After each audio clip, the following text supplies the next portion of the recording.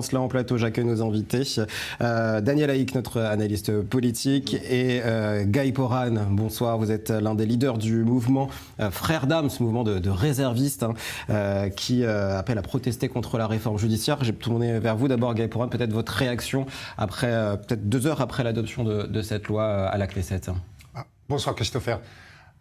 Tout d'abord, on a clairement perdu cette première bataille, mais on n'a pas perdu la guerre.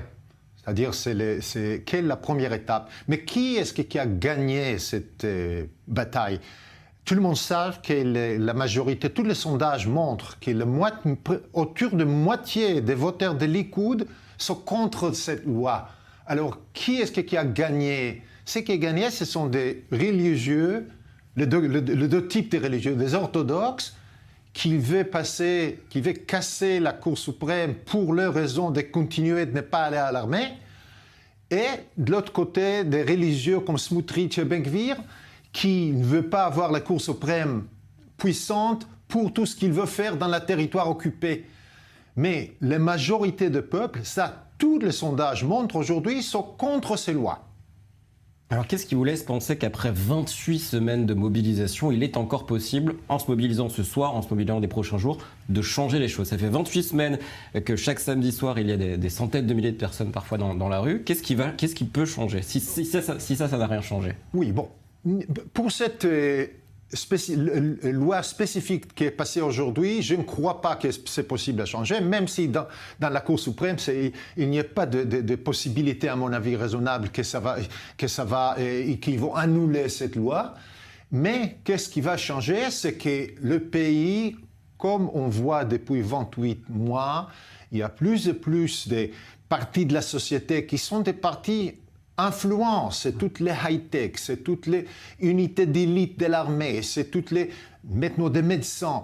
Le pays ne peut pas fonctionner avec les gens, si les gens comme ça le disent, ça passe pas. Alors, comment exactement ça va passer, combien de temps ça va prendre encore, on ne sait pas. Mais je ne vois pas comment c'est possible que les minorités que je viens d'indiquer, les religieux, vont gagner cette, on dit, guerre culturelle contre toutes les parties puissantes de la société israélienne. Ce n'est pas possible.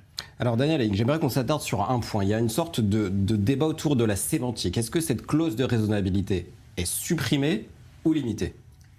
Elle est quasiment supprimée. Il y a quelques points qui permettent encore de l'utiliser, mais elle est quasiment supprimée. C'est-à-dire, il appelle de facto les frères d'armes à patienter. Je ne sais pas si c'est la politique que l'association va utiliser. Pas de tout. Vous allez attendre. Mais j'ai bien entendu ce que théoriquement Netanyahou pense qu'il va faire, il ne va pas faire. À mon avis, Netanyahou, ils ne savent pas ce qu'il va faire. Il parle à Biden d'un côté d'une façon, il parle à Ben-Gvir et à Smotrich de l'autre façon. Et le fait, je suis d'accord que si aujourd'hui la loi n'a pas passé, Ben-Gvir et Smotrich et peut-être 2 autres vont casser le gouvernement. Mais qu'est-ce qui va se passer la semaine prochaine? Ben-Gvir a déjà dit que ça, c'est l'apéritif. Oui.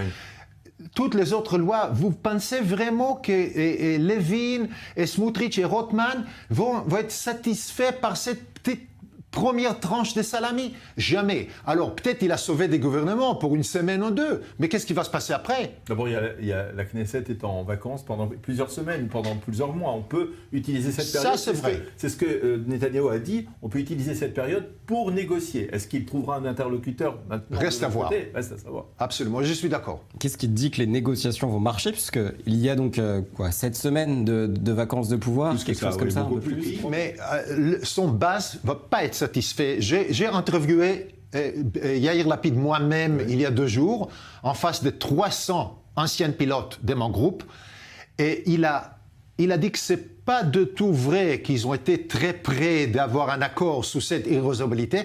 Pas du tout. Ils ont discuté et c'est vrai que la loi d'irrecevabilité, il y en a plusieurs niveaux de gris. Oui. C'est pas noir et blanc. C'est que Netanyahou n'a pas voté, et lui, il aurait voulu, dans l'absolu, Netanyahou aurait voulu atténuer cette loi.